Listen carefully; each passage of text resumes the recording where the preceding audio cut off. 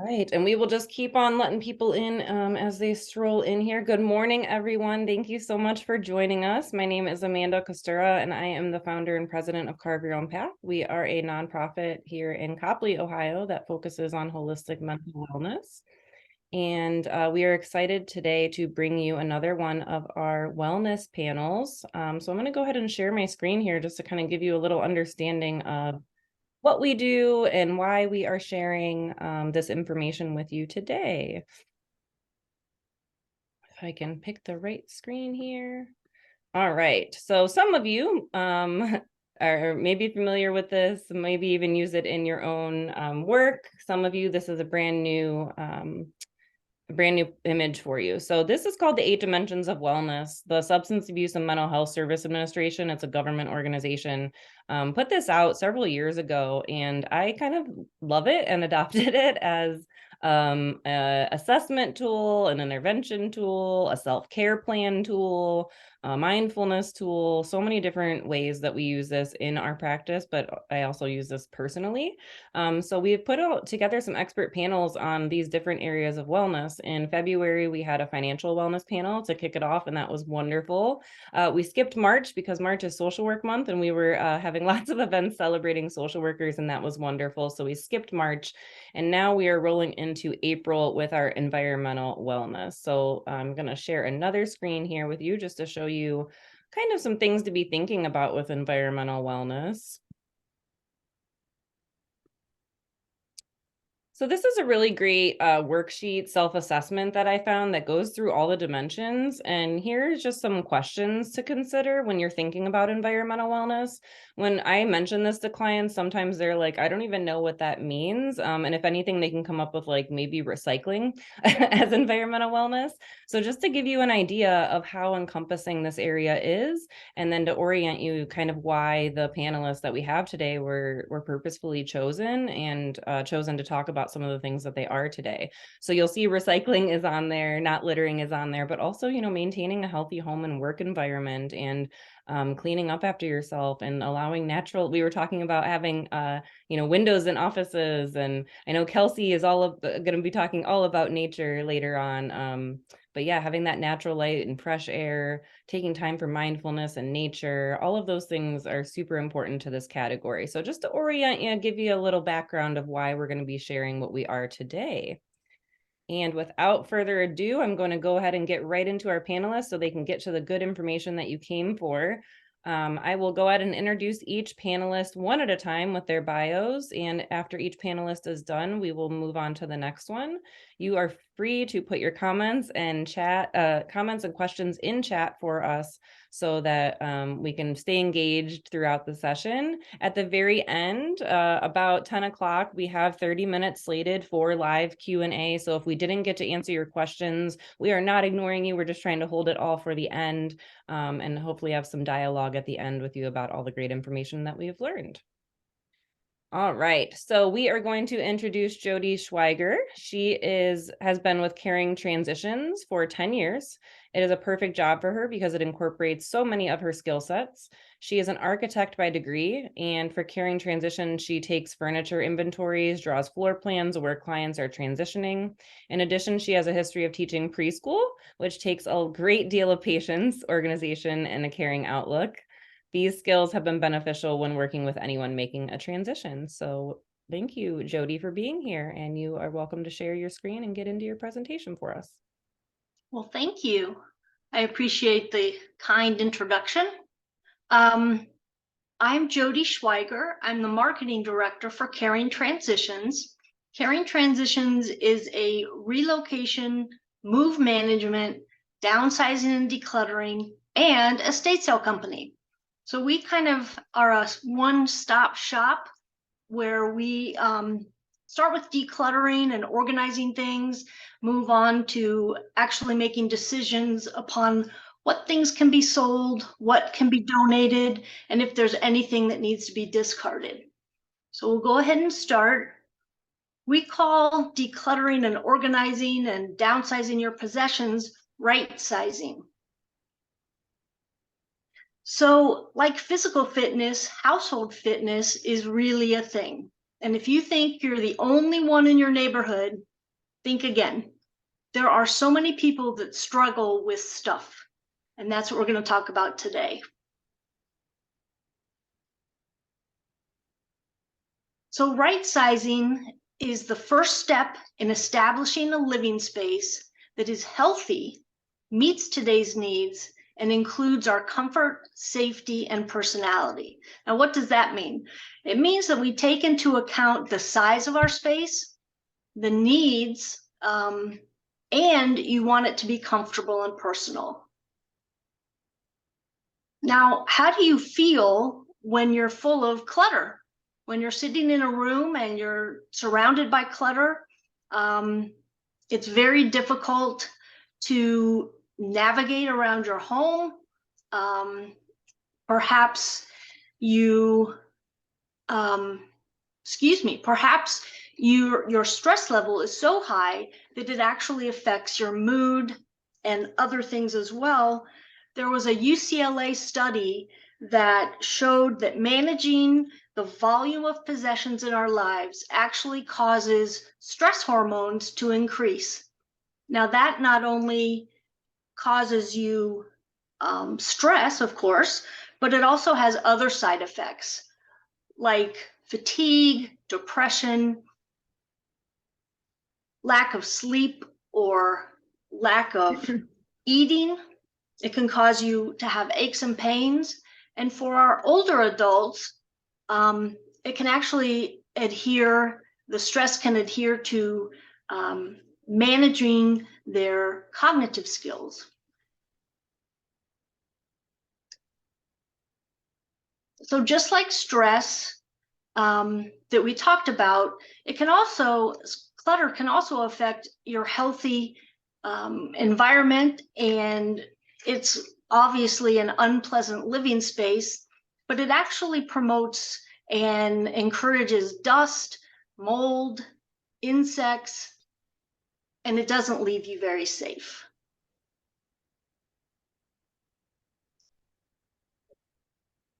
So we want to let go of that negative energy. One of the positive things you can do, and you can sort of create a goal for yourself, is that negative energy doesn't allow you, for instance, to have friends over. You're too embarrassed because your clutter is everywhere. Instead of using your home like a storage unit, it's better to use it for positive things like inviting people over, and perhaps you host a dinner or a book club or whatever it is. Positive energy is obviously better in our environment. Now, I have a quote by a woman named Sarah Brethnack. She authored a book called Simple Abundance. And she says, the size of your house does not matter, but the condition of your house reflects the condition of your being, your mind, your body, and your spirit. Now, many of you have seen this toy. You can't fit a square peg into a round hole, just like you cannot look at two spaces in the same way. Sometimes if you go to visit somebody, there's a space for your coat in the front closet. And sometimes when you open that closet, things fall on your head. So obviously, not only are those two different closets, but you also have to go about decluttering them in different ways. Now, why do we have so much stuff? Well, the number one reason is that something was handed down from your family.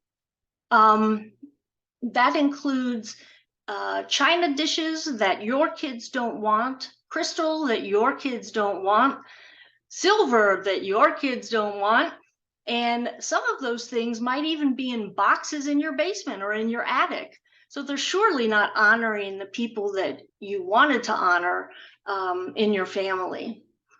Now, there are also children's crafts and papers, etc.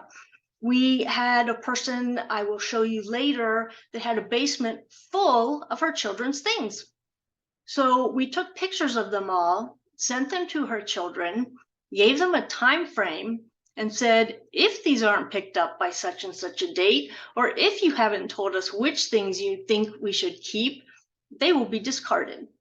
And it worked. Now, there are financial reasons as well. The main reason for having so much stuff is that it might be worth something someday, or you spent a lot of money on it. Well, that someday never comes. You might think it does, but someday just never comes. You don't need those extra parts or for repairs. You don't need that deal that you had that brought so much clutter into your house because it was a good deal and you thought you'd buy 3 or 4 of them. So the upshot is that value is sentimental or emotional. It's almost always greater than the true market value. And we'll go into that a little later. So what's holding you back? It's your stuff. Now, where is your stuff? You need to get a hold of that, because obviously you can't sit down on a Saturday and say, I'm going to declutter my entire house. You first have to really identify the major parts or spaces that need your attention. We had a woman whose kitchen got away with her. She was a baker, and she actually had a baking business from her home. Not only was her kitchen full of baking stuff, but her entire basement was filled with racks and racks and shelving after shelving of baking things. Now, she decided that in order to give away some of those things, she would teach her granddaughter how to bake. And in doing so, she was able to give her daughter some of the best things that she had and the things that she really needed. And her granddaughter got the chance to carry on that tradition. So if you're in a fat house, fat, F-A-T, meaning full of acquired things, you're in trouble. As you can see in this picture of a kitchen, in this lower corner, there's bags of bags. We find that more often than you could imagine. Over here are cleaning products, which really belong elsewhere. They belong under the sink or in a cupboard or what have you. And the other things that are on here, it might be hard to see, but those things really have a different home. They can be put away somewhere else. So what are the steps to right sizing? First, you have to take into account the space that you're trying to right size. If you have a 10 by 10 living room, that 15-foot sectional is just not going to fit. So make sure that you pay attention to what space you're trying to declutter. And then decide what you need. You have to have a bed. You have to have a place to be able to eat your meals, a kitchen table or some other type of means to eat your meals. Those are things that you need. But then you want to include what you love. Perhaps you sit in a favorite chair, a rocking chair, a recliner, and you love the lamp that goes with it at the table because it works well with your everyday life. And then you add from what you want. Again, making sure that you recognize what space you're trying to declutter. And then you can add some of what you want and create a very healthy living environment. So getting started, first you want to pick a non-emotional space to work in. I like to pick a clutter drawer, that everything drawer, the junk drawer that everybody has. I'm sure you have one too. And if you take everything out, you will see that you probably have multiples of everything in that drawer. You bought it a second time because you didn't know you had it because you couldn't find it.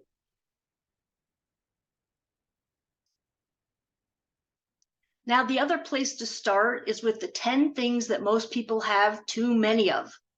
You can see here that towels and sheets can be gifted to the Humane Society. They absolutely love getting those things. They're very grateful. You see the vases. Every time you get a flower from Acme or FTD, you have a vase.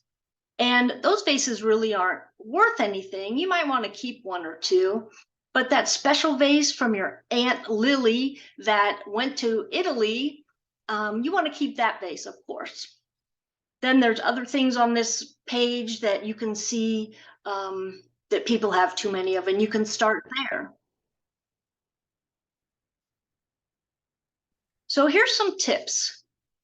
First, you want to fit the Ohio rule of thumb. Only handle it once. So when you're decluttering and you're trying to determine what might be able to be sold, what you want to keep, what can be donated or discarded, don't pick it up and turn it around and place it in another space and say, I'll look at that later. That doesn't work. You really want to just touch it once. And then the other rule is the 12-12-12 rule. You take 12 things in the room that you can throw away, 12 things that can be donated, and 12 things that probably should live somewhere else. I know a lot of my clients have rooms that become dumping grounds, and those things probably can be relocated.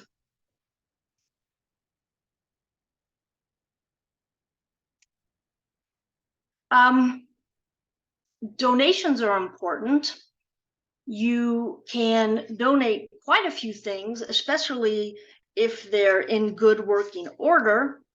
And there are many, many charitable organizations that would be happy to take your things.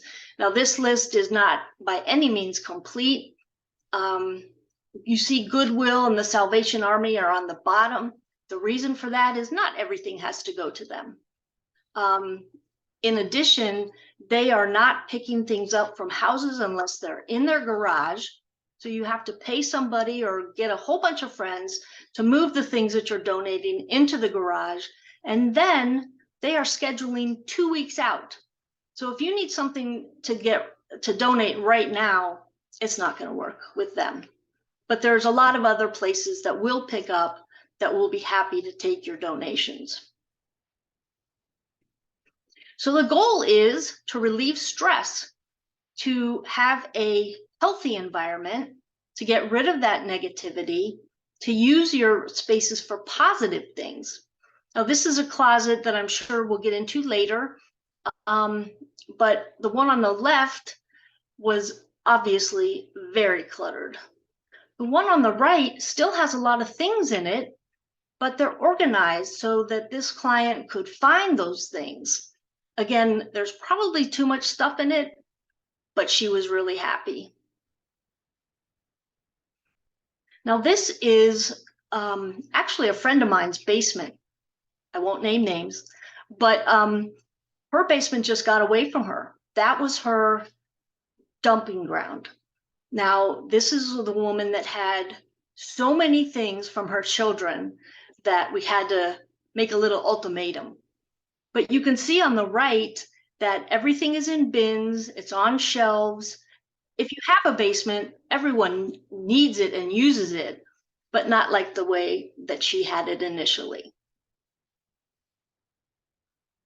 This is the other part of her basement, which was a living area. She really wanted to be able to live there. You can see her couch is kind of all tumbled up in the middle, and there's a ping pong table in the back that she has never used because she can't get through the clutter. But this is what it looked like when we were finished. You can still see the ping pong table. She hadn't gotten it out yet, but the couch is set up over here. The ping pong table is back there, and she has plenty of room. In fact, I know her husband too, and her husband said she walked down to the basement and twirled around just because she could. So we're going to go through a few things when you try to sell things to see what they're really worth. And again, the sentimental value may be greater than the actual financial value. So these are some vintage Pyrex items. They are sought after. There were 8 bids, and the current bid is $71. That's not bad. But these are Yadros, and it's an unusual Yadro. It's made of stone, and it's the black horses. They still make it, but on our proprietary auction site, they sold for $890, which we thought was pretty good. Yadros in general have lost their value. Hummels have lost their value. Yesterday, I checked on the website, eBay, there were 45,000 Yadros and 3,575 Hummels for sale. So of course, eBay has really saturated the market so that things have lost their value. Now, these are 2 football cards. They're both rookie cards. One is Brian Piccolo from the Bears from 1969, and one is Tom Brady, of course, from the Patriots, and that's his rookie card as well. So the question is, what did they sell for on eBay? Raise your hand if you have any idea. I bet not. It seems like they would be worth something, but they sold for $5 for the 2 of them. So you can see that sometimes you just never know. It depends on your audience. Now we have a company that has 270 franchises across the country. So we often have bidding wars from California to Texas, from Texas to here. And that, of course, raises the value of things. We will ship anything that needs to be shipped other than perhaps a dining room table or a sectional, but we will ship small things, and the bidder pays for that. So if you have your things on our auction site, you don't have to worry about sending them. You just worry about that bidding war and hope that it happens. So I appreciate your time. I hope that I've given you a few tips on how to declutter, a few tips on how to keep your space well and healthy. And you can reach me anytime on this cell phone. And you can also visit our website at www.caringtransitionsccv.com. Thank you. Thank you so much, Jody. That was a wonderful kickoff, and I'm excited. I heard you say so many things that are going to be touched on with other panelists, so it's just good to hear that it's all coming together. Wonderful, and we will make sure that all of our attendees get your information from each panelist so that they can contact you if they need to or want to reach out for more information. All right, so this is a wonderful transition into Keri. So I know that Jody touched on, we didn't necessarily call it that, but some people might have saw some hoarding going on in those situations. Now, Keri is going to be coming from a more clinical perspective because Keri is a licensed independent clinical social worker supervisor. So she's got that clinical diagnostic approach, but also I'm sure she's going to talk about some more of the ways that it impacts our stress and our mental health and other symptoms that can go along if we have this much clutter in our life that it reaches to hoarding. So I am so thankful to have Keri here. She was a previous supervisor of mine and we've just stayed connected and I've been so thankful to have her. So I'm going to read Keri's bio and then we will move on to her presentation. Keri says, I feel blessed to have the opportunity to serve in any capacity of giver, learner, advocate, trusted colleague, leader, and at the roots of it all, a social worker. Working hard to find balance between work and home life as she cherishes her role between mother, wife, friend, daughter, and so much more. She has an undergraduate and graduate degree from the University of Akron, and through her studies there, internships, grad assistantships, she developed a strong desire to serve Summit County youth and families. She's dedicated her career to Summit County and feels passionate about the layers of services that they provide. Her career has a heavy emphasis on home-based and community-based care, integrated care within primary care and crisis environments, emphasis on training and education on suicidality, and managing and overseeing grants, providing services to youth, adults, and families. And her focus is now mostly on the time, energy, and dedication to her staff every day so that they can all invest in the people of this community. What a beautiful bio. Keri, take it over. Thanks. Well, hello, everyone. And I do have a presentation I'll share in a minute, but I'm going to kind of just skip around. So like Amanda had mentioned, the presentation that you guys are all going to receive today that you can look through and kind of absorb what information you think is best fitting for you. It was completed in conjunction with myself, a few individuals from the local Summit County ADM board, and a professional, Gabriella Fagella. Some of you may know her, might not. She has a private practice called Palladium in the Fair Lawn area, and she specializes in treating individuals with OCD and hoarding disorders. So she's quite phenomenal in this area. But I thought I'd take the time today in particular. This is not something I actually get the chance to speak on very often, and honestly might not even be something that Amanda actually knows about me, but I really have a passion for trying to educate individuals on hoarding disorder, and also just really trying to encourage the diagnosis of hoarding disorder within the clinical arena of folks, because it kind of actually hits home with me personally. So I had a really unique upbringing where I actually was in this very bizarre split environment type of situation. I grew up on a farm, and if any of you know farmers or have been around farmers, many of them actually have hoarding tendencies for a variety of different reasons. It often stems from this financial aspect, but also this, I will use this again someday. And then next thing you know, you have barns upon barns upon barns that have been hoarded. So interestingly enough, my grandfather, who was a longtime hoarder for years, had the farm pretty hoarded up by the time I was even born. So I really kind of grew up in this bizarre experience with that. However, his wife, my grandmother, was on the complete opposite spectrum, non-diagnosed, but really struggled with almost pretty severe and debilitating obsessive compulsive disorder on the opposite end of hoarding. Her house was immaculate. She knew if a pen had been moved. She was a stay-at-home mother and housekeeper, and that is a very big job. But it was exceptionally a big job for her because she was so obsessive over it. That then trickled down to my father, who also had pretty severe obsessive compulsive disorder. And so I grew up in that environment most of my life. And I have really dedicated my adult life to trying to have grace and find balance, because as a young mother of 2 small children and a full-time career, I can't be at home cleaning my house all day, every day. And I also want to have a home that feels lived in.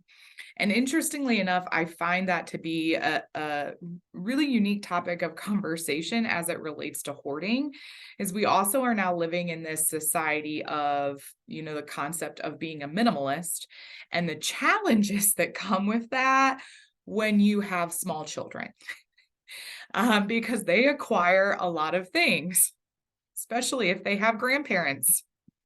And how do you keep your home organized and healthy, and allow yourself that mom guilt that you feel when you're throwing things away and getting rid of the stages, that your children go through, but also not being so overly influenced by the things that we see on the internet with these perfectionist, modelist homes on TikTok and everywhere else that make you feel like your house is like in disarray because you have items sitting out on your kitchen cabinets, or your countertops. So there's balance, right? And how do we find that balance? Well, I think it really needs to be personalized, A lot of what Jody was talking about, right? Know your space, know, what's important to you, bring in your own style, but it doesn't have to be like somebody else's home. It can be like your own, as long as you feel good and feel proud about it. So I did just want to kind of touch on that, share a little bit about myself personally here with the group and why that is so important to me. And then, I am going to bounce around a little bit. One more thing I just wanted to mention is, it's great to be here in April, which is Mental Health Awareness Month. So on top of all of the other things that we have going on, please take the time to, remember that health is health. And that's one of the things that I know Amanda is so passionate about. By the way, Amanda, I'm obsessed with your new logo. How new is that? Like 2 weeks. It's pretty new, right? Okay. It's great. Love everything about it. So I'm going to also attempt to share my screen. We'll see if that happens. You guys let me know if you can see my presentation. You see these? Are you able to see these rooms? We're good. Yep. Okay. So I'm going to bounce back up a little bit for a moment. I thought it would be fitting with this group in particular to talk just a little bit about, what causes hoarding, and really kind of breaking that down just into 3 main areas. So when you think about, what causes hoarding, there's 3 primary areas within the body and the brain, where this typically stems from. So the biological influences are probably one of the most pertinent, and also have that learned behavior. So some individuals that hoard did not grow up in a hoarded environment whatsoever, and it's completely behavioral and situational based upon a variety of different things. Where for many others, hoarding is actually biological. It's a chemical, change in their brain that allows them to process things very differently than others who wouldn't be predispositioned to that.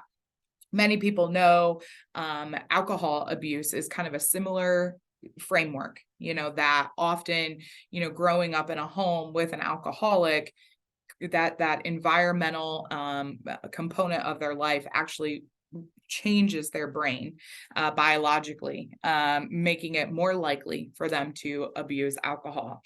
Hoarding can have the same effect. There's a lot of research about hoarding, some of which I've read that's been pretty fascinating, but about the evolutionary component, where, we are animals, mammals, and we tend to hoard and nest. It's not necessarily just a mom who's pregnant and has those inner, desires to nest and structure and create this environment. Often we as humans carry that trait throughout, all of our lives.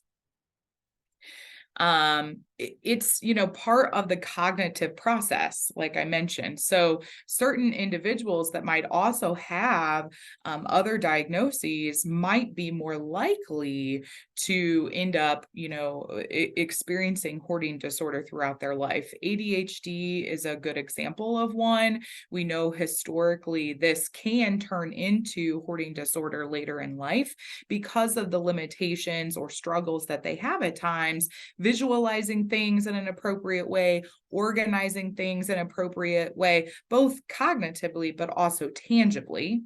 There's differences sometimes with memory for those that struggle with hoarding disorder, the ability to process things at a normal speed, and their decision-making abilities. The next area is psychological. So it's another condition that complicates the treatment of hoarding disorder. Problems with, troubles with problem solving abilities, like I had mentioned, often have unhelpful thoughts like, why bother? I'll never make progress. And, oh, it's really not that bad. And loss of personal property equals the loss of identity and security. I think, Jody was really touching base on some of that as well, where people force themselves to believe that great grandma's china that's in a box in the basement is in some way, shape, or form something that creates identity to me. And I think certain individuals have a niche or a desire for history, or, enjoy those types of things more than others. I know that's a challenge for me. My home is very, kind of this traditional. I do like to acquire antiques. And so how do you make sure it doesn't get to a level that's unhealthy? How do you keep them, organized and displayed in a manner that makes sense and brings value to the item, as well as the collection that is important to you?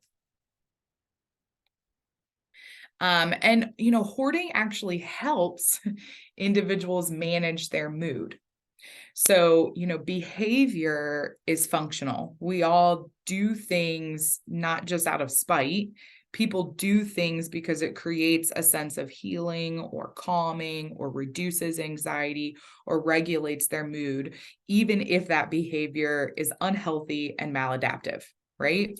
So, hoarding is a perfect example of that.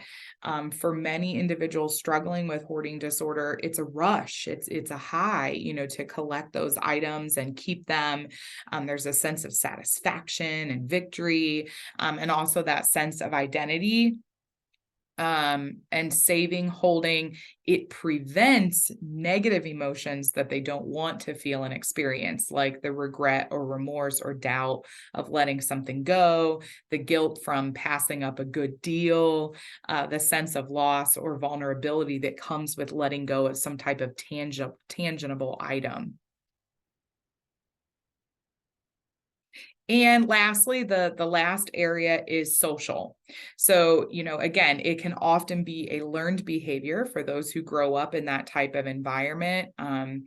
It often is environmental trauma. So it very often, an individual diagnosed with hoarding disorder has some type of trauma that relates back to their desire to keep and hold things.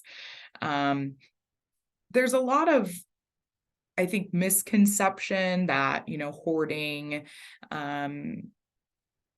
is a specific population or race or gender, when actually the research supports that that's actually not true. 1 in 20 individuals across the United States collects items in a capacity that would meet the diagnosable criteria for hoarding.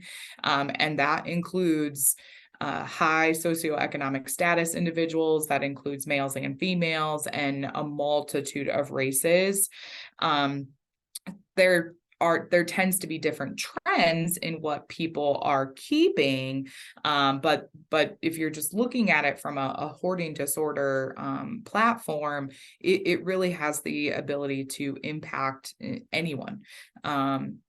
And our consumer culture, really has exacerbated the diagnosis of hoarding or hoarding tendencies in individuals for really quite a few decades now. I remember as a child going with my grandma on the other side of my family, who loved, a good thrift store, right? Or loved a good yard sale. And I find myself wanting to stop frequently. So I can relate to that desire, the thrill of finding a good deal or a hunt. I just did one of my seasonal clean outs, which I'll talk about in a minute, a few weeks ago. And I let go of a bread making machine that I never used, that I picked up for $5 at the Seville yard sale, I think 5 years ago. So I feel really proud that I let it go, and hopefully it went to a home where someone will have time to make bread, because that's not something I have time for right now. Okay, I'm going to skip around. I'm going to come down here. So who hoards? Just, wanted to get out some generic facts to people, because again, I think it's something that I'm really passionate about encouraging clinical individuals to assess for. and diagnose hoarding. You'd be surprised at how this gets missed in the clinical world. We're not asking the right types of questions during our assessments to determine if this is actually even something that an individual is struggling with. Those of you who might have any experience with grants or outcomes or data, you know that in order to get money to help people, we actually have to have the data and the outcomes that support it.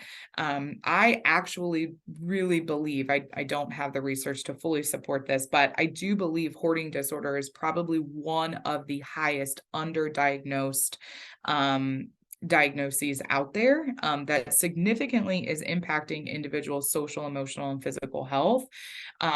Again, we do know that there's about 1 in 20 in the general population. For Summit County alone, that's 24,000 people who meet the criteria for hoarding disorder. More are often males. Females are more likely to be compulsive buyers. Females typically live longer and are more likely to seek help. And people who struggle with hoarding behavior come from all incomes, education levels, cultures, and races, like I shared. We know often that hoarding disorder is not coming to fruition or coming to light until older adulthood. And it's not because the hoarding observed behaviors weren't there a long time ago. They were. It's just that then we're at a point where it's so noticeable all these years later because we've now created a home condition that's not even safe. I'm going to skip that. And I want to show you guys. So signs of hoarding. I think this is somewhat self-explanatory, but just really keeping in mind that, you know, the true diagnosis of hoarding, or if you're meeting somebody and worried that they have a hoarding disorder and need help, it is more than, you know, a cluttered environment. Typically, it can start there though. And so it's important to have those preliminary conversations around environmental wellness. But it's much more than that. It's blocked and cluttered exits. It's impaired pathways. You can't get up and down the stairs. It's a significant difficulty discarding items, not just, oh, I don't want to get rid of that, but throwing this away is actually going to cause an emotional reaction in me that's visible and you know, really difficult to manage. Losing important items to the clutter. Jody talked about that, right? The notorious junk drawer. I'm embarrassed to say, I think I probably have 3 of those actually. And you go back out and you buy duplicate items of things because you can't find the things that you have. Rodent insect infestation, you know, that's a reality with hoarding, that, you know, the animals and the critters and all of that kind of stuff is starting to just get lost in the hoard. Rotting food is a pretty popular part of hoarding, most importantly, because that actually is many individuals' desired item for hoarding is food, canned food, all kinds of food. Non-working or non-functional appliances and utilities, piles of free items, you know, all of those BOGOs, pens, notepads, cups, so on and so forth. And not inviting in family, friends, you know, the shame of the embarrassment. And then, so I really enjoy showing this to individuals just to kind of give an idea. So this is a clutter image rating scale. So you're going to see, I think 9 different photos that will give you kind of an example of somewhat, you know, pretty much normal all the way through extreme hoarding. So, you know, we have space number 1 to number 3 here, where you can clearly see there's this escalation to, you know, it becoming a more hoarded space. We go from being able to utilize the couch and utilize the items in the space for what they're designed to be, to already in picture number 3, you're not able to use the couch for what it's actually designed to be used for unless you move things over. Jody, I really enjoyed your statement about the I think there was an acronym that went with it, but not moving things more than once, right? Because that's actually what exacerbates hoarding conditions. They just move and shuffle and relocate for a long time until finally there's nowhere to move or relocate it. It just starts going up, which you'll notice here in these next slides. So here's, 4, 5, and 6. So I think most of us would start to deem these spaces unusable in a variety, of different ways. And this is actually, I would say 4, 5, and 6 are still very much so at a phase where the individual themselves with the right type of help can really start to get this cleaned out on their own, similar to the pictures that Jody showed in that basement.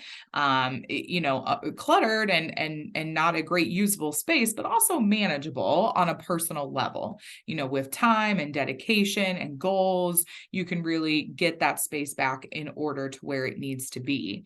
And I would say starting at picture number 4 here, depending upon the assessment of the individual, that would already start to constitute and meet the criteria for hoarding disorder. Now, the next group here is where we've really gotten to a level that requires help beyond an individual's abilities most of the time. When we get to this type of level, especially dependent upon the physical health of the actual person, it's going to be challenging to get this cleaned up on their own. And that's where a lot of the struggles come for the 24,000 people per se living here in Summit County with hoarding disorder is there's no money or means or a lot of organizations out there to really step in and help with these types of clean outs, where individuals not only need the counseling and the psychological help, but they need physical manpower to help get this space back to where it needs to be, to keep them in their home safely.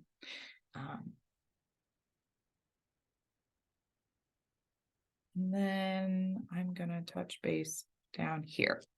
So skills training. So one of the things to keep in mind, I like to encourage you and advocate for people who are struggling with hoarding. If you know somebody and you feel like you want to be a helper to them, or you want to encourage one of their family members to be a helper, these are some things to really take into account. Okay, so we want to help people improve 3 main areas, and that will really help them slowly but surely start to clean this out. One is the attention. Right. I personally don't know that I can fully imagine, going if you were to be in room 6, 7, or 8, from the slides that I just showed, where do you even begin? How do you focus your attention?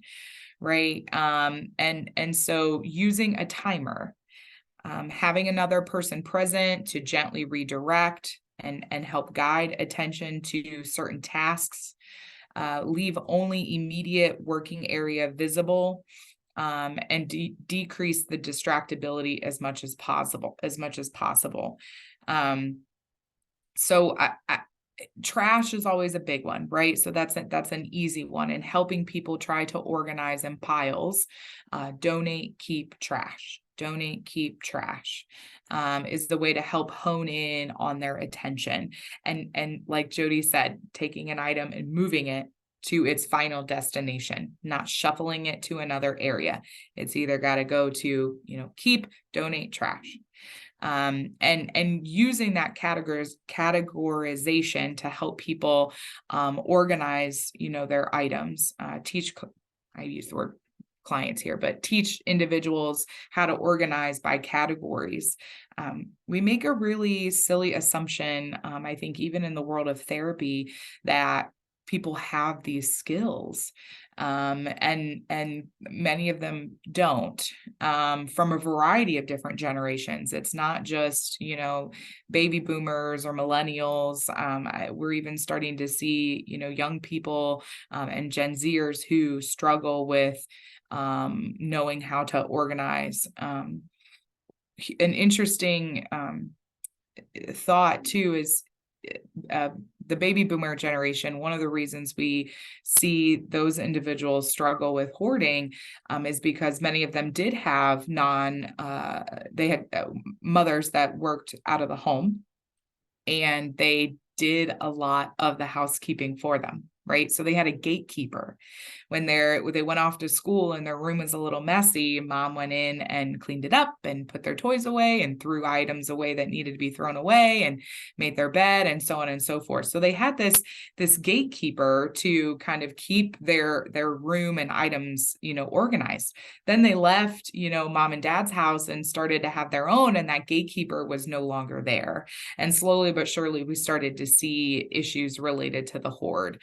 Millennials and Gen Zers, we were noticing, generational changes, and that they actually lived in environments that were somewhat hoarded, from the baby boomer generation that struggled to organize. So it's not just the skills that are learned. We see generational gaps and trends from the way individuals were raised that has manifested, hoarding problems. My grandfather was a good example, right? He grew up being raised by individuals that lived through the Great Depression. My great grandfather, who not only lived on a farm and thought every item was, usable in some capacity, he also had a fear of getting rid of things because that was manifested in people from the Great Depression.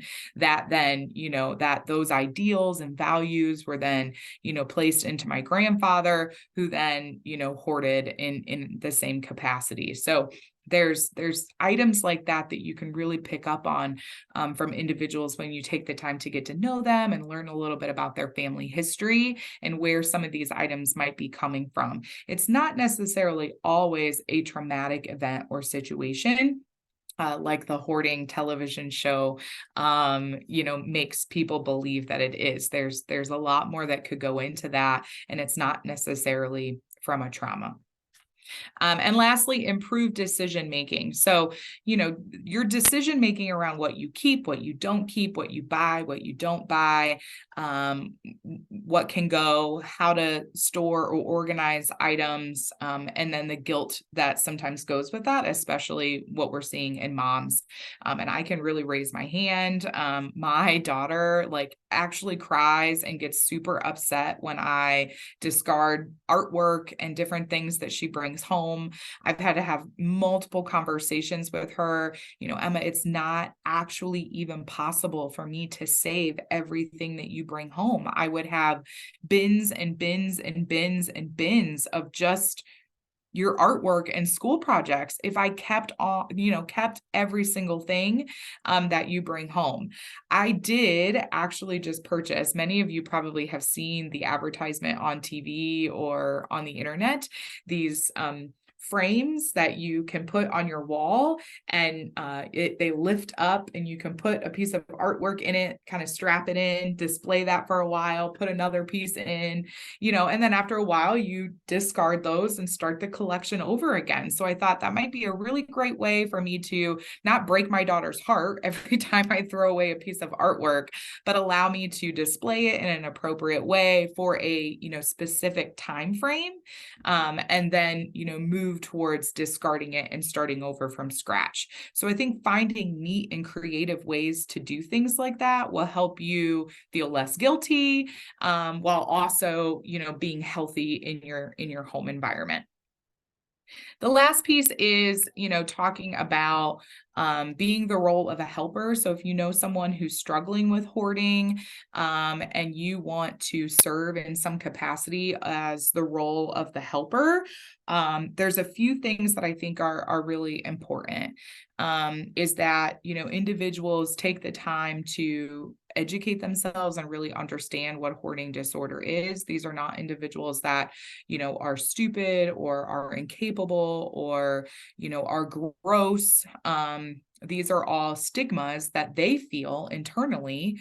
And, saying those things to them isn't going to help the situation. It's actually just going to make them want to stay by themselves and continue to hoard. one of the things that, we really try to remind our helpers is you cannot go in and be that gatekeeper like their mom was, 55 years ago, and just throw things away and think that they will be okay with that. The the more you throw away, or the more decisions you make on their behalf, the more you're actually just hurting them. So if you want to be a helper to somebody, do it in a capacity that I think, Jody was actually sharing as well, where they have to make the decisions themselves. They have to be a part of the work. They have to identify what makes sense for them and their life. And also remember, this is, their life and their environment, and it might not look exactly how you want it to. It might not be as clean or organized as you would like your home environment to be, but is it functional and appropriate for them? And is it safe? Those are the key components to really think about and keep in mind. And then most individuals with hoarding disorder, I do really compare it often to a substance abuse disorder. I don't think that people with hoarding disorder are ever cured, and they do really require ongoing support and maintenance for most of their life. Or it's very, very easy to just slowly but surely backslide and start collecting and cluttering and, getting their space back into a place that's not healthy and not safe. So if you want to be a helper, that's a great way to step in and be one, but you have to remind yourself that you are a helper and not a doer. So stepping in and doing for them is not going to help the situation in any capacity. I think I had one more. Keri, I'm so sorry. I'm gonna have to ask you to wrap up because That was pretty much it. I'm all finished. One last thing. Don't forget the importance of seasonal decluttering. So though that's not necessarily something hoarders keep in mind, I think that especially any of you on the call with children, or those who had children are holding on to all of your adult kids' things, seasonally dedicate yourself, a day or a weekend to decluttering a few rooms at a time, I think can be the answer to really making a big difference in the long run. Perfect. Thank you so much. And I appreciate your personal buy-in to it too, because it really just helps us understand why you're so passionate about it. And I know that Missy is going to be talking more about decluttering and probably some seasonal things. And I loved in Jody's presentation, you talked about the energy that is there with the old stuff versus the new. And I know that Missy will absolutely be talking about that as well. So be sure to put your comments and questions in the chat. We will get to them as we're able to. I'm going to go ahead and introduce Missy. And I don't know, Missy, did you have a screen to share? I'm trying to stop share. Oh, there it goes. Perfect. I do not have a screen to share, so we're good. All right. So Missy is a certified heart-centered personal stylist. She works with women to help them discover their own personal style from the inside out. Using her own proprietary method, she guides women on a journey of self-acceptance and discovery, using their wardrobe as a vehicle for deeper soul expression. So to you, Missy. Thank you so much. I do not have a presentation, so you just get to look at my lovely face this whole time. No, that way I can see all of you too. Both ladies that have gone before me, first of all, let me say they touched on so much, and actually I've learned so much from both of you that I say things in a different way, but you guys gave me a different perspective, so I really appreciate that.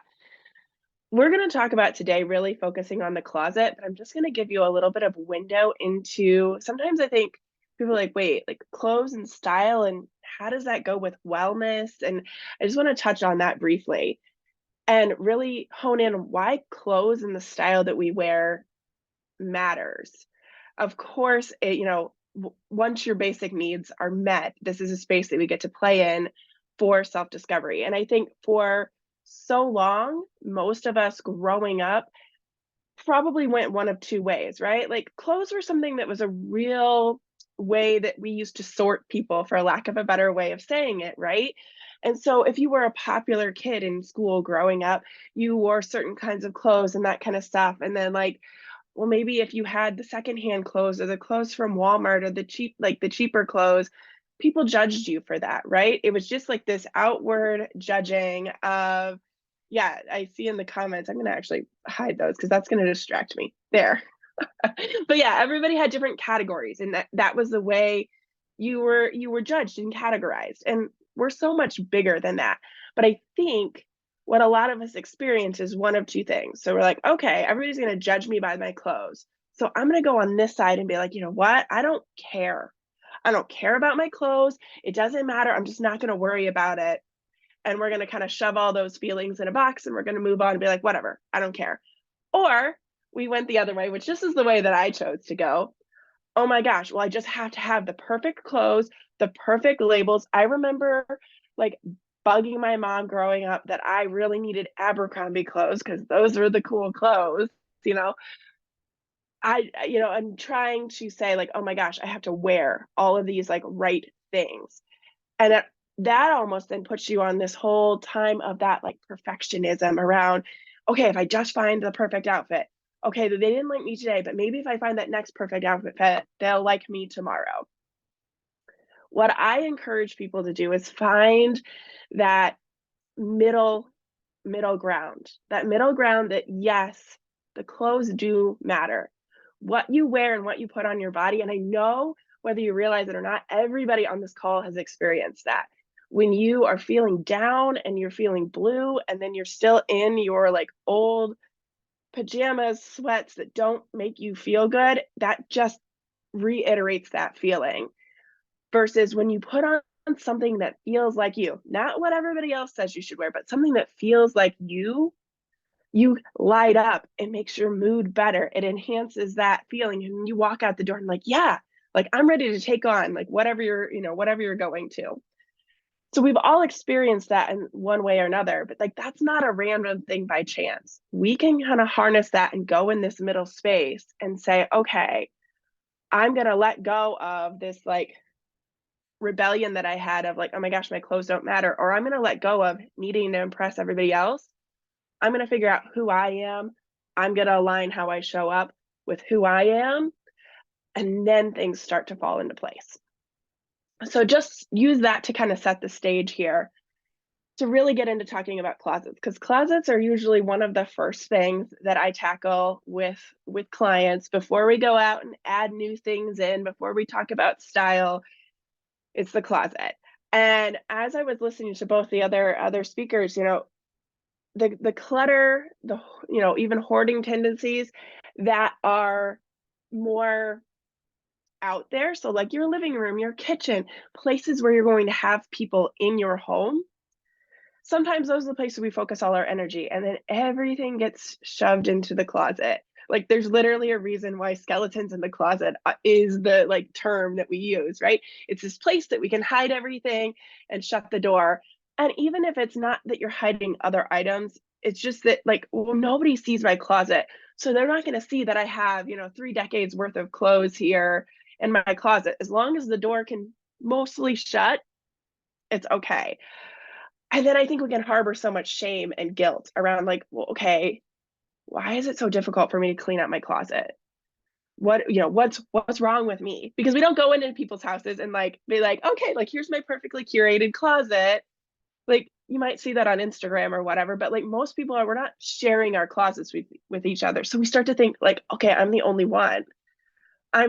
Or it could be even like you clean out your closet and then 6 months later, you're like, wait, why is it all full of stuff again? How did that happen? And when we do the cleaning out activities without really looking inward, that's how you get into that place of either it's so hard that you don't do it, or you do it over and over and over again. That was me. Like I would do it over and over and over again. And then I'd be like, wait, where'd all this new stuff come from? Like I knew I shopped a lot, but I was like, oh, like I think that's actually a problem. And the reason being is that we don't figure out why we acquired all of this stuff in the first place. And then if you don't work on that, you're there to go out and acquire it again. Like for me, I'll share a little personal story here. Like, well, the house that we're in now has 1, 2, 3, 4 closets, right? I now have a daughter, but this was pre my daughter. just me and my husband living here, he had about half of our closet in our room. I had the other half. I had everything in her closet was full of my stuff, and most of the 2 closets in our guest bedroom downstairs, all my stuff. And I like just spread it out everywhere because I would go and buy stuff and then my body would change and okay, that stuff doesn't fit. So like, let's move that out of the main closet and put it down, and I'll get more stuff that fits, fits me now, but I'll fit into that stuff again. So I don't want to get rid of it. And you kind of get into this whole cycle. And the other thing that I started to realize as I did this work for myself first was, oh, I go out and go shopping when I'm bored, lonely, wanting friends, wanting wanting companionship. I'm just like, oh, I don't know what to do. Well, I don't want to just sit around the house all day. Let me go out and shop. And so I have a little bit of a different, I think, definition of addiction than most. And I really see it as looking for love outside of yourself. So yes, we talk about the things that are more clinically diagnosable, like alcoholisms and drugs, and even we're talking about hoarding and that being many times undiagnosed. Shopping is an addiction just the same as anything else, and it was exactly what I was doing. I was lonely, I was bored, I didn't know what else to do. I wanted something to give me that like rush. I was going out and shopping and then bringing those things back into my home. So understanding yourself is like the first part of this. And I could go into, I'm not going to go into all of the details on all 3 of these because I know that Jody actually already kind of talked about a couple of these, but I'm going to focus on one. I look at the different energies our clothes hold when we go into our closet, and these are so important to understand. The money energy, that financial energy that Jody already touched on of like, oh my gosh, I already spent money on this. Oh my gosh, like I have so much guilt and shame that I've overshopped and I can't let it go, because then that would be admitting that I'm wasting that money, right? There's that whole part. There's the sentimental part of it with clothing that can really be like, oh, well, I wore it to this one thing and that was really special. Like the big one that I have, people always ask me about wedding dresses here. That's one of the few ones that I'm like, you know what? If you want to keep your wedding dress, keep your wedding dress, but you don't need to keep your wedding dress and the dress that you wore at your rehearsal dinner and the dress that you wore to your prom and the dress that you wore. That's where it can kind of be a slippery slope there, right? And then the other 2 that I'm going to hone in on a little bit more is the body size energy. And then what I like to call it is the keeping up with the Joneses energy, that like, oh, I bought it because it was on trend. I bought it because I thought I needed to wear it. Me in high school being like, I needed to buy the Abercrombie stuff because it had the right label, right? Those things that we bought that, well, like, I don't want to get rid of it because I need to have it. So if I need to wear it someplace to impress somebody, I have it. It doesn't really feel like me, but it's a status symbol to say I have it in my closet. And the body size energy of being like, well, I'm going to hold on to that because maybe it'll fit me one day. Maybe it'll fit. Maybe I will lose 5 pounds. It'll be great. Or even like the bigger part of this that I notice all the time, you go to the store and you shop and you try something on, and you're like, oh my gosh, I love this, but it doesn't quite fit right. But maybe when I lose 5 pounds, it'll fit great. So I'm going to buy it anyway. It's like we buy it in that energy of like, oh my gosh, it doesn't fit, but it's going to fit because I'm going to lose those last 5 pounds. And then it doesn't. And it sits there and it sits there and it sits there. And the key to all of these, the reason I kind of lump them in together to give you the kind of some actionable steps of like, okay, so what do I do? What do I do? The first thing in any of these situations is acceptance. Acceptance is something that, it's really grounding you in the moment. Because when we're worrying about, oh my gosh, why did I buy that? Why did I spend the money on that? Oh, that used to be cool. Maybe it'll be cool again. Maybe I need to have that. It's almost anchoring us into our past, right? It's into the past decisions we've made, where we've been, not wanting to let that go. when we're going into the, oh, I might need that someday. Oh my gosh, I might fit into that someday. We're going into this future casting, and it's also keeping us from being in the present moment. And so coming to that place of acceptance of, I'm here right now. This is who I am. This is the size of body that I have. Do I need this right now? Is it serving me? And that also allows us to come to a place of peace and forgiveness, because we can't do anything about what we did in the past, and we can't predict the future. We can't know what we're going to need 6 months from now, a year from now, but what we do know is where we are right now. And so that acceptance piece is like, it's huge. If you bypass that, that is setting you up for finding yourself back in the place again, because you haven't come to that acceptance place. Then once you're in that acceptance place, you can start asking yourself those curious questions about, well, why did I bring this in here? Why, what influenced me to buy it? What's influencing me to keep it? Like some of my things that I bought, that's how I started to unpeel that whole story of like, oh yeah, I am going shopping all the time just to get out of the house, just so that I can have that feeling. And then when I get into the store, I feel like I have to buy something. Well, why do I feel like I have to buy something when I'm at the store? Oh, well, I want people to like me. Well, why am I worried about people liking me? It starts to unravel, but I wouldn't be able to do that. And you can't do that from a place where you haven't accepted and forgiven yourself for what you're going through. And that goes for all of the categories there. And then the last thing that I will say, that I will leave you with, that you can do once you kind of start to have that acceptance, understanding of the energy before you ever start pulling anything out of your closet, is having a vision. And so that's tapping into, who do I want to be? Where do I want to, where do I see myself in 6 months? And saying, you know what? I'm going to look at that from that lens. How do I want to feel? And doing this visualization of that and noticing what that version of you would be wearing. I create a vision with anybody that I work with from that place. When you start to create that vision, then you can start to go through and do the closet cleanouts. You've got the acceptance, you've got the forgiveness of yourself, you've got the vision. Armed with those 3 things, then you go and you clean out that space. You have a guide, because anything that's not in your vision, we don't want to hold on anymore. And you've forgiven yourself for those things. So the time you're actually going through and cleaning out, it's so much more, because you've done all of that energetic work first. And then you can look at them for what they are, which is just clothes. And you've severed that energy cord that you have with them. And then you can move forward creating that vision. And I will tell you too, as a wrap up of that story, with me doing this for myself, I have all of my clothes in about 3/4 of the closet, maybe 2/3 to 3/4. My husband doesn't have a lot of clothes. He's got the other bit.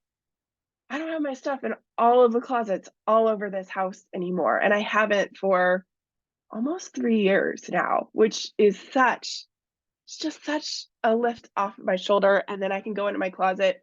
Anything that I pull out, I know feels like me, it fits, I can wear it, and it's not that energetic pull that it always is of like, oh my gosh, I got it in my closet again.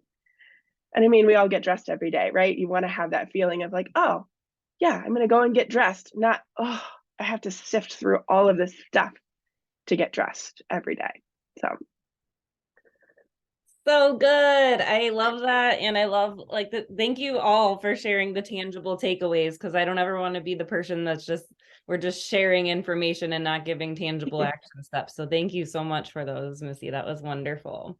All right. And then we run a little over today. So we're going to get right into Kelsi's, and hopefully you can hang out for some Q&A at the end if we run a little over. Kelsi is an amazing friend of mine. We've known each other for years. We still co-host a podcast together.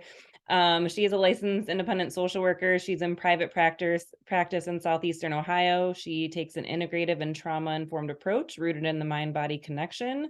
She specializes in working with individuals who have experienced developmental trauma, as well as members of the LGBTQIA+ community.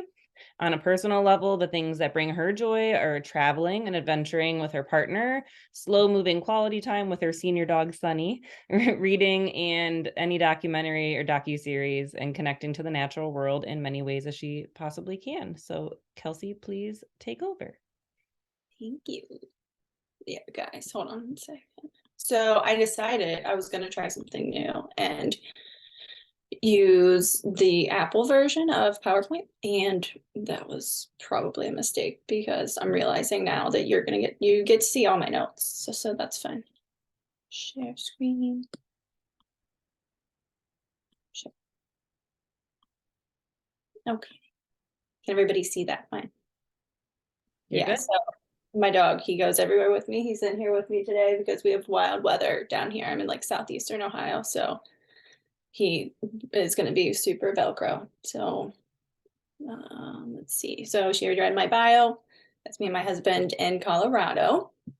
So I like how everybody that followed me, like I felt like we got closer and closer and closer to my topic as far as connecting with the natural world and the holistic benefits of doing such. So I think what was her name? Missy. You started touching on like mindfulness, and I'll touch on that a lot in here, and I won't keep everybody, but so I did a few objectives. So learning about the mind-body connection and how ecotherapy impacts our nervous system, learning about just some very general research about the wellness benefits of connecting with the natural world, and then just some practical ways that we can all do that, even if you don't have access to a lot of green space or huge state parks like myself down here in southeastern Ohio.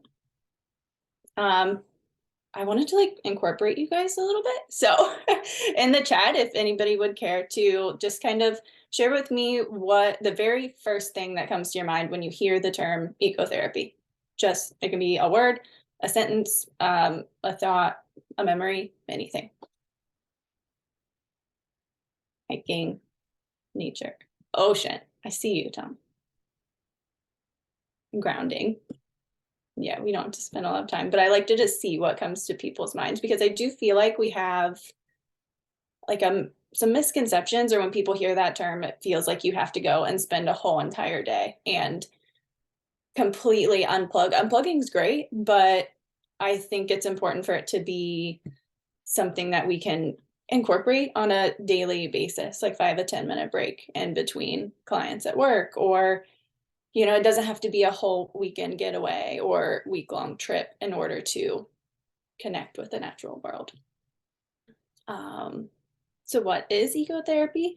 The definition of ecotherapy, so it's an umbrella term that encompasses treatment modalities that utilize the natural world to create mutual relationships for healing and growth.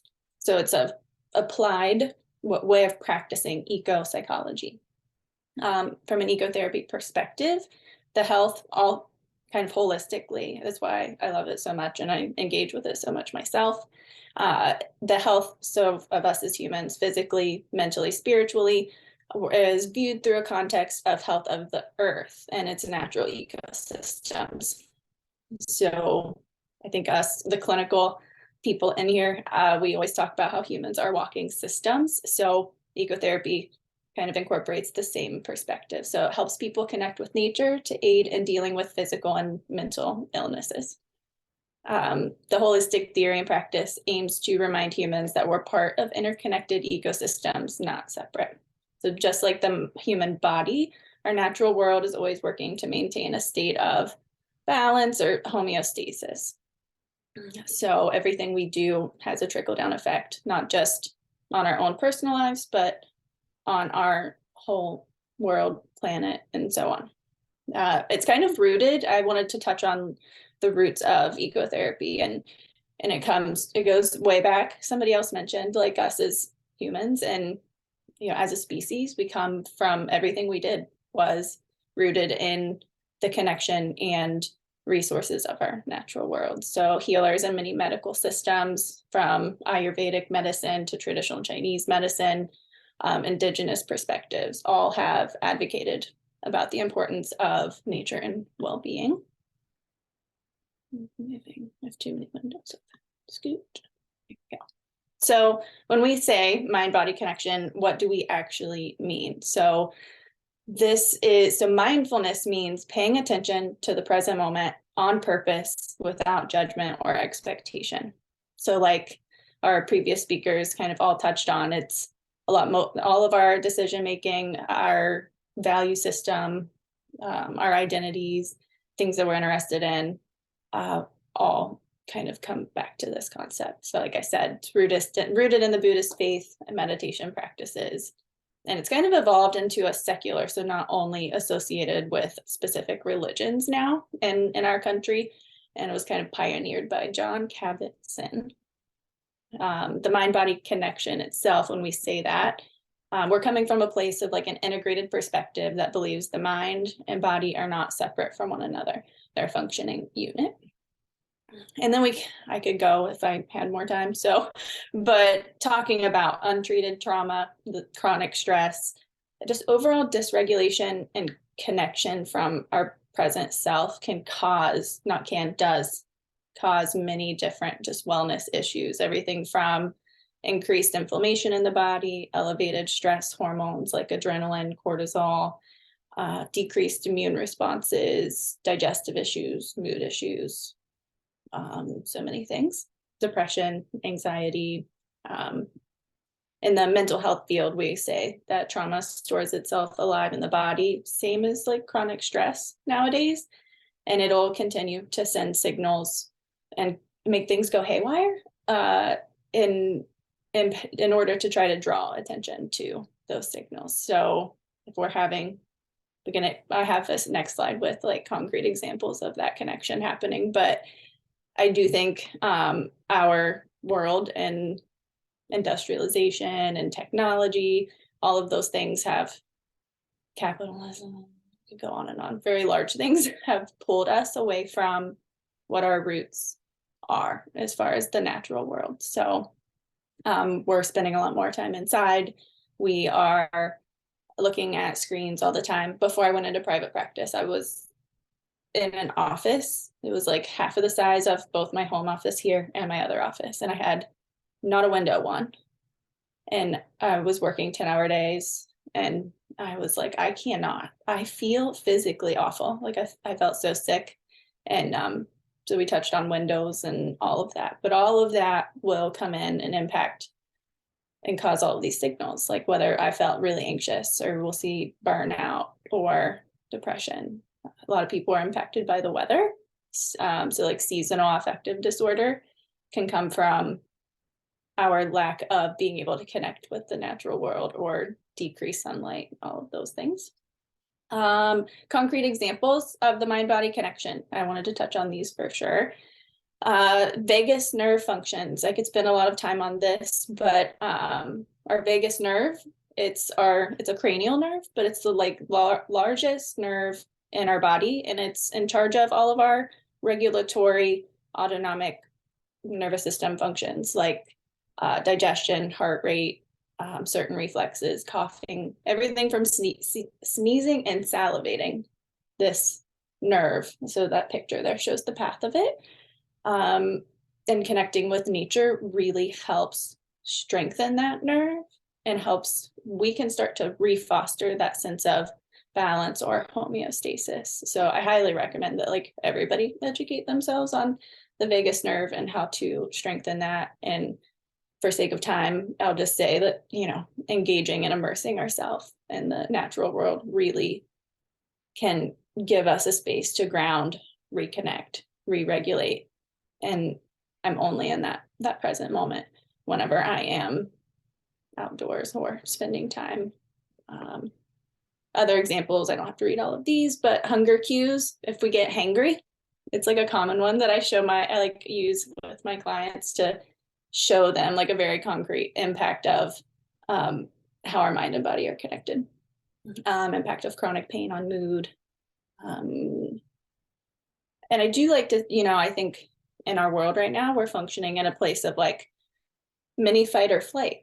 A lot of us, we're always so much living out in the future and what's next, where do I have to be in the next hour, and all of the things that are on our to-do lists. And nature, and the natural world doesn't function that way. So our nervous systems are getting wired for that. So if we can kind of really mindfully connect with nature, you'll notice a lot of benefit. And all the stuff going on and like that's out there on the internet talking about taking your stupid little walk out in the stupid sun, and because we all know that like it's one of those things that we know helps, but we can, and in a little bit I'll get into other examples of how we can interact, but it really does help. But we've gotten so far away from it. One more question for the chat. So what are a couple of your favorite ways to engage with the natural world?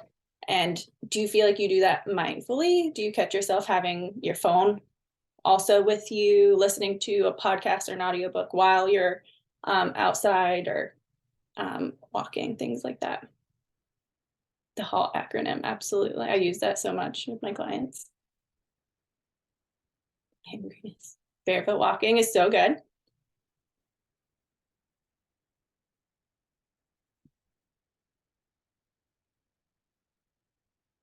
Oh, tell me, I'm gonna put a pin on that one. Connect with theirs. He wants to put his feet in the grass. It's the best thing. Whenever I'm in my garden, I'm like the woo-woo person. Like I have a whole giant garden and I almost am always in it barefoot. So, because we even as a society, as a species, we didn't most of the time, just day to day, even wear shoes. We used to be even so much more grounded with the energy of the earth that we had the physical, biological benefits of that. Now we don't. Everybody likes barefoot walks. I like it, and hiking. Okay, let me see. So just the research, I know we're running low on time. Impact of industrialization and technological advances. I did want to share this study, so I have it in my resources at the end, but a recent study used mobile EEG devices to monitor participants' emotions during a walk in nature. I don't even think they're barefoot. So, but people were more likely to experience a meditative like brainwave state and exhibit less frustration as if they were in a green space of some type, compared to bustling around on an urban street or a busy business area. Let's see, kind of skipping around here. So Amanda will get to the free downloads and stuff, but if you don't have access to a large green space or a state park, there's still many options for us. I recommend people just get curious and creative with the ways that you can connect with nature. For myself, I bring things inside, like house plants are huge for me, or you can container garden. I did a workshop with the public and some clients who I didn't acknowledge as clients, but they came and most people are like, I've never even seen a vegetable grow. Like, I don't even know what the plant looks like that it comes off of.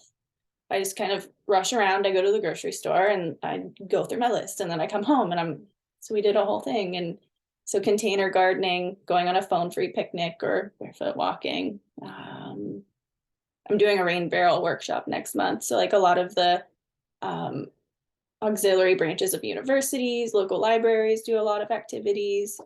Small, at the beginning, we touched on, like Amanda said, recycling, regenerative practices like composting, collecting rainwater, watering plants with that.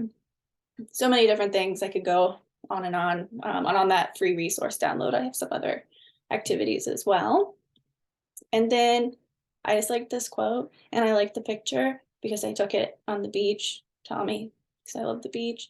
So the earth is all we have in common. So Wendell Berry said that. And that is all I have. Sorry, guys, I had to rush through so I don't keep everybody. But no, yeah, go outside. thank you. I appreciate you finding a way to get all of that beautiful information. Yeah. Maybe next time we do this, I need to expand it to 2 hours. So thank you so much for all of your wonderful presentations. I love how they flowed. I didn't actually intentionally put you in order, but it just worked out really well. So thank you so much. Thank you for our attendees today. We did have one question in the chat earlier.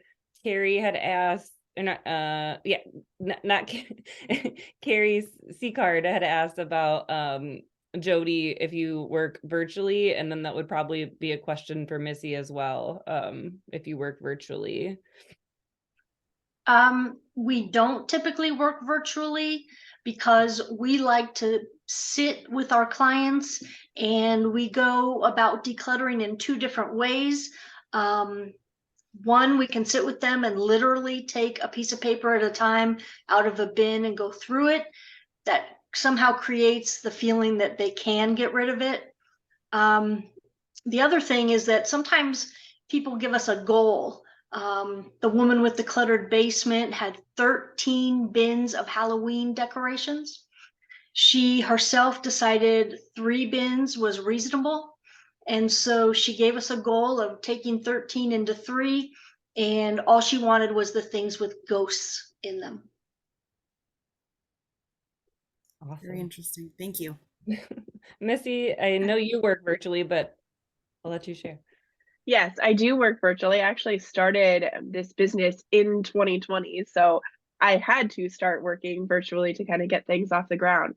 But yeah, I do a combination of both virtual and in person. So in the Cleveland area, Cleveland, Akron area, I'm willing to travel and drive and come to you, both for closets and for shopping experiences as well. And then I also do them in the virtual space. For my closet cleanses, of what we do is it's kind of like I'm there. If anybody has ever watched the show Big Bang Theory, I almost feel like I'm kind of like Sheldon with the head of the computer where he like has the robot and moves around. I just make you move me around though on the computer, and we sit in your closet and do it together. So it's like I'm there, but not totally. Awesome. Well, I know we are already over time, so I will not keep everyone. I'm sure we have lots of important work to do in the world today. Thank you so much, all of you, for joining us today. I appreciate the discussion. We will get the recording and all the resources that the panelists shared out to you within later this week so that you can check into all of those. Thank you.